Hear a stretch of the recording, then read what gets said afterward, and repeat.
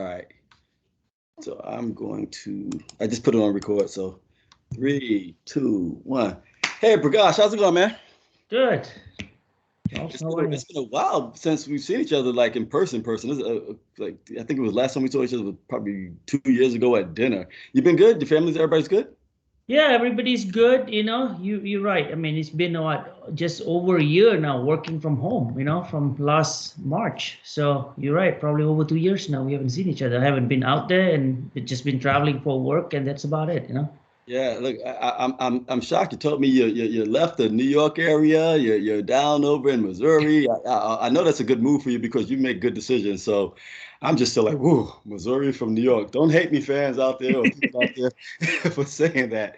But let's get down to it. So Prakash, man, you know this is going to be one of those conversations where you're going to build some bridges for me because. Right. So right now you are the executive vice president of operations for Altice USA, right? Mm-hmm. Guys you're probably about 10 billion or so market cap. Yeah. Revenue. Yeah. Mm-hmm. In revenue. And so when I look at the span of what you're responsible for, you have field services, construction, design engineering, outside plant operations and business process, even market expansion strategy for new build initiatives. So when I start thinking about you forming these new teams and building these business units up, how do you go about doing that where you are able to find the appropriate leaders or appropriate managers and build to scale for that size business? For me, when I look at for talent and leadership, it's very important. Instead of just going outside the company and looking for talent, I always look at what we have within the company. And for me, I'm a leader that I would say, I do roll my sleeves, not just looking at, the 30,000 foot level, right? You know what I mean? Yep. So I tend to gravitate to folks that actually have done the work previously versus just, you know what I mean? Managing an organization. So if you look at my team, most of my leadership team consists of individuals that previously in some shape or form have personally did the groundwork, like doing construction, knows how to go do, splice fiber, you know what I mean? I have operation leaders that actually their previous life, they run billing systems, you know what I mean? And Yep. things like that. It's not just leaders for being a leader, you know what I mean? So it's more about, my philosophy is surround myself with people that know more than me. So, they can push up versus pulling me down, you know what I mean? So that for me, I'm here to guide them, to give them direction, to do things differently. And they are there to support me to look at new things that we want to do. How do we approach on construction? How do we execute the program better, right? Yep. In operation, it's all about, you're always going to have issues in operation. It's how you mitigate your issues, how you minimize your risks, right? And how you get to, quickly time to market. Those are things that we looked at. And I believe, we always going to have talent gap, but how do we utilize the talent we have and bring people along, right? I mean, that's kind of been my philosophy. I mean, at some point, sometimes I also look at talent from outside, if you have to. But traditionally, it's been folks that, been doing this function for a while in their career. So I get you're growing from the inside organically and just said build them up. Now the question in this environment is, are you proactive or are you reactive? Reactive meaning you're waiting for resumes to come in. Proactive meaning you spot that talent. You say, you know what, we need to build a bridge, and just in case that person becomes available, and we get to go in and snatch that individual up because there's a large. You mentioned the talent gap, right? But you got competitors out there who are hungry for talent as well. It's a slim job market. So what's your philosophy on that part right there? Internally, you are right. I mean, I talk to folks outside the organization all the time on talents, because to your point, sometimes you find talent from outside, but you don't have a fit for it, right? You kind of wait and see when you have a fit, you can bring talent. Internally also, sometimes I look at talents, not even sometimes from my organization.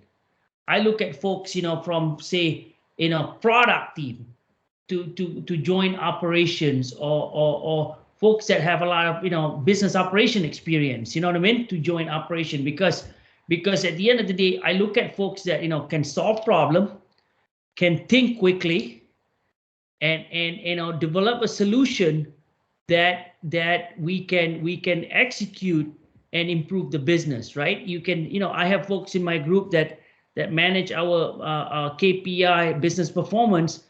Background is mechanical engineering, you know what I mean? So it's not, he never thought that that's a path that he's gonna go in his career.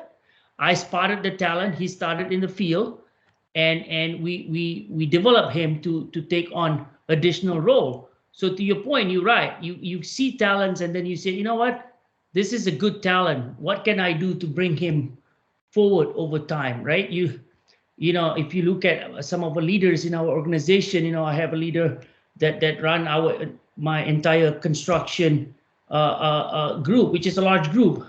You probably recognize the name Mike Alexander. He's very active at NAMIC, you know what I mean?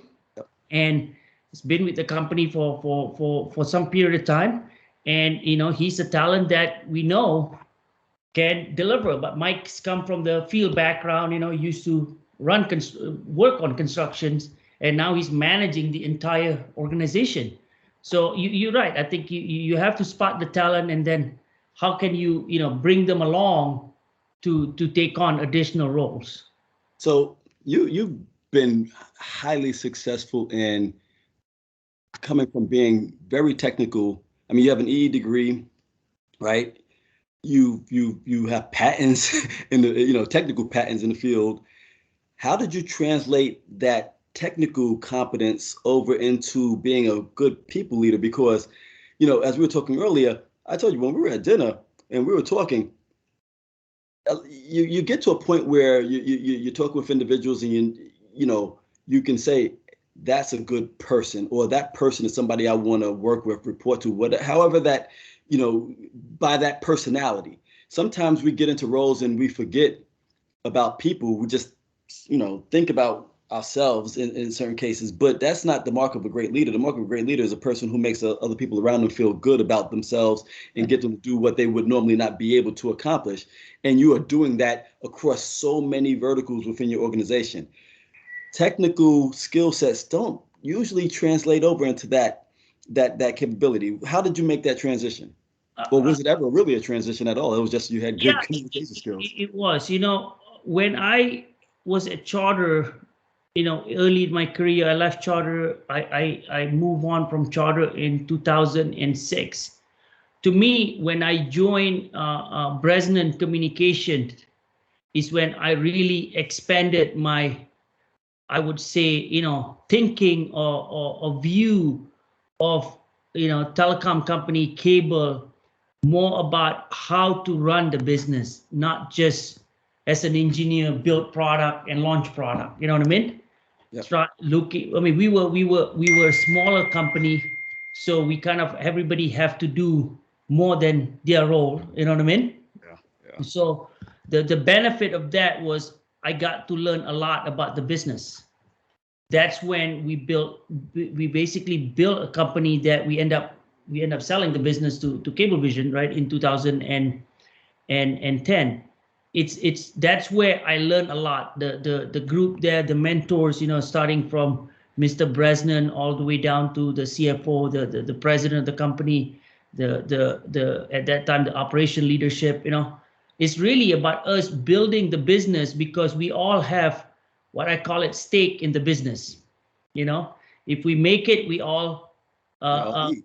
Everybody's eating. we'll benefit from it. If we fail, we all will fail, right? So that really taught me what actually I need to know to run the business, not just from engineering standpoint. You know what I mean? Yeah. You can have the best technology if you can not deploy it on timely manner, comes with a lot of issues, or not that simple for consumer to use it. you're not going to make it, right? So that's where I learned about the business, and then start to grow from there. So when I start looking at talent, people surround me, I tend to look at folks that can think beyond their scope.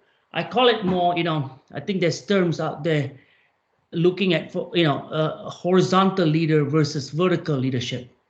You can look at across the organization and say, if I do this, what will be the impact to the other group? Not just, I'm just going to focus on what I'm doing. You know what I mean?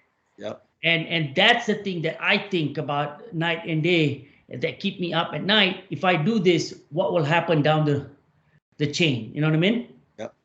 I feel that if you have leadership or individual that start to think that way, you will see that they tend to look at those horizontal structure when they do anything in their life. You know what I mean? They're not going to just look at my piece. Yeah. I think we have leadership or leaders that is good at that one sliver of their skill set, but can't look the breadth beyond. Which brings us back to that original question on you having all of that, that under. So you are on the national board with NAMIC. So obviously you're knee deep in, mentoring, networking, sponsorship, etc. What mentors did you have along the way that really helped, solidify your bearings and got you on the right track for your growth? I would consider myself as lucky or fortunate. I've had good bosses that I work with, along the way, from my charter days all the way now with Altice. You know what I mean? I have great bosses that I've worked with that give me, I think, what they have done for me is give me the latitude to make mistakes and challenge things and develop new ideas or approach. You know what I mean? That was one thing I think that from the college to now, I've had that, I call it luxury. Not everybody had that opportunity. You know what I mean? Yeah. When I joined the cable industry in 1999, it was the boom of cable. So I get to learn a lot of things. I get to try new things that, try and error, breaking things, making things work. So I got good mentor there. The CTO there at that time was Wayne Davis. The CEO was Carl Vogel. And then when I went to Bresnan, I got good mentorship there all the way from Mr. Bresnan down. And then I joined Cablevision the same way. I have good operation leader, Will Hildebrand, known name, Jerry Genova, in the company. And then when I joined Altice, the same way, Hakeem Bubazin is my boss. And we all somehow, I got paired with people that has the same mindset and same way and ethics of work. So it was that kind of create the path. I can sometimes say, I'm lucky, or maybe maybe I've planned it right that it works that way. I don't know, but but I haven't not, I would say, major issues with my management bosses. You know what I mean? Yeah. I've had a good relationship, and they took me along the way. I like to believe that if you plan accordingly, you have a good strategy, you got, some good tactics in there, typically you can get 90% of the way and you're only relying on 10% for luck, right? If it's the inverse for you, strategize 10% of the time and 90% is luck, you're in a bad space. Yeah. But talk to me, you didn't mention Paul Allen. I mean, what did you get from him? I mean, not many people was aware of that. I mean, we at early in the cable days in 99, 2000, Paul Allen was very involved with cable. Not many people know that he was one of the largest investor at Charter at that time, when Charter was when we went public and acquired large cable companies. And what he was interested on, really creating what his vision was an early vision at that time called the wired world, which now is wireless world, right? But his vision was that the core of the vision is still there. It's about where we can make sure people can get content from anywhere, any device, anytime.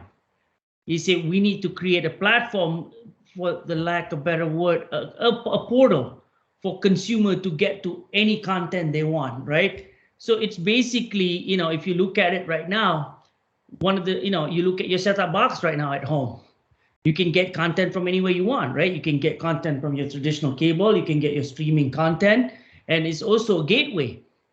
So Paul had this vision in early 99, 2000. That's where we need to be. It took a bit longer to get there, Longer, but right? Yeah. but the vision was there. So he was driving to that vision, and it was interesting to see someone that with that kind of vision. This we talking about, almost 20 years ago, Yeah. and we're seeing that now lately with all the streaming device out there, basically doing exactly what he thought it should be 20 years ago. So let me pivot a little. Right now, you see all of the corporations, sort of pivoting, rightfully so, to some level of diversity, inclusion in their planning for leaders. You being a member of NAMIC, where does your head revolve around that as a topic? I mean, do you see it as a good thing, a bad thing? I think there's benefit in looking at talent from all the lenses, right? You look at diverse talent, help you in a way develop solution. That's what the market demand for, because your consumer are diverse. You know what I mean? Yeah. So to what better way to get into the mind of the consumer if you have talent that behave the same way as the consumer, right? For the lack of better term here.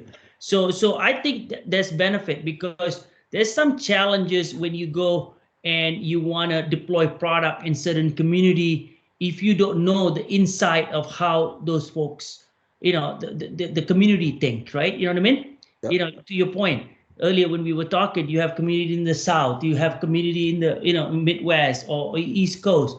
Sometimes when you develop content, when we were at Bresnan, there's certain content we would not put on our network because the community that we serve. Yeah.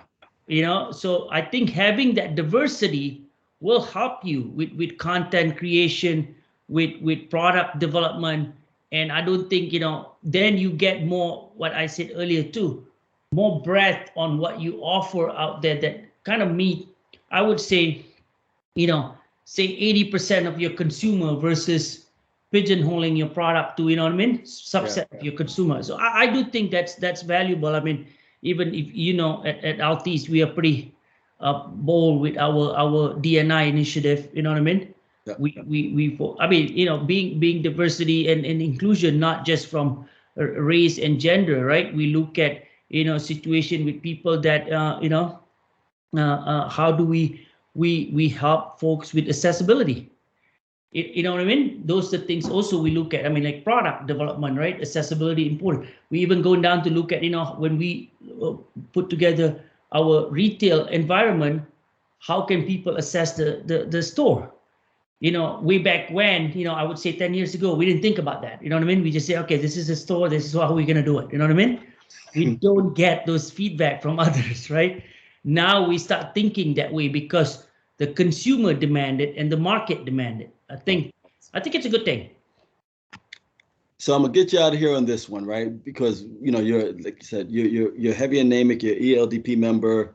From this interview, people are going to know that you have a variety of views, thoughts, opinions on a variety of topics, which sort of goes in line with what Altice has said they're going to make you responsible for. When you start thinking about networking and how beneficial it is in our industry for people to grow and meet new individuals to eventually get to a level of mentorship and potentially sponsorship, how did networking work for you? And what advice would you give to individuals out there who are a little shy about going out and wanting to be into that networking scene? I think, during the pandemic, it's been a bit tough with people meeting. I mean, all our meetings, and even the other day we were at the NAMIC board meeting, we have been doing everything remotely through Teams, right?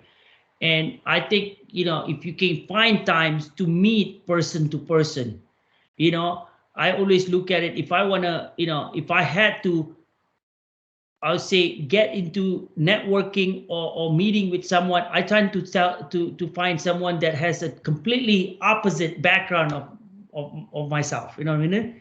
Because it's not so much about connecting with someone that you're familiar with. Like, for me, more exciting to learn from someone that I don't know anything about what they're doing. You know what I mean? Yeah, yeah.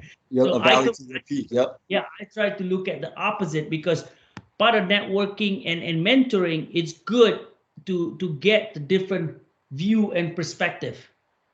One of the challenge of engineers you brought up earlier, how can how do I get into operation and managing organization? We tend to look at everything as engineering, black and white, right? There's more to that when you're running an organization. You brought up diversity, you know what I mean? Yep. So having learned from people with different background give you better perspective, in my mind, versus just looking at what we are familiar with, because it's always easy to stay and do what you're comfortable with versus learning new things. I mean, it's human nature, right? We don't like change. Yeah.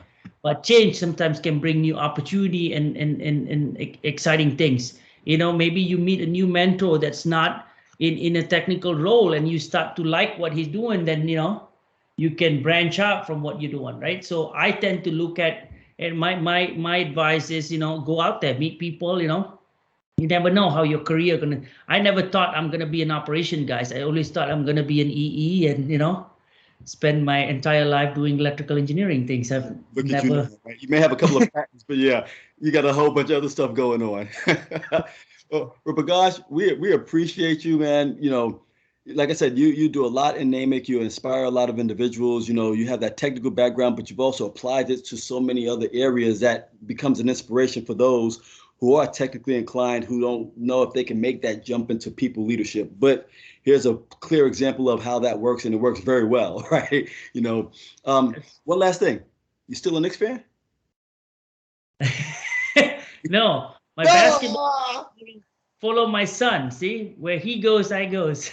He's now with LeBron. You know what I mean? Anytime Oh, okay. LeBron go Lakers. Lakers I fan. can't support any other team. He'll get me in trouble. Gosh, man, we appreciate you. Look, All we're right, not going to let it be another couple of years, all right? all right. Take care, man. Thank you.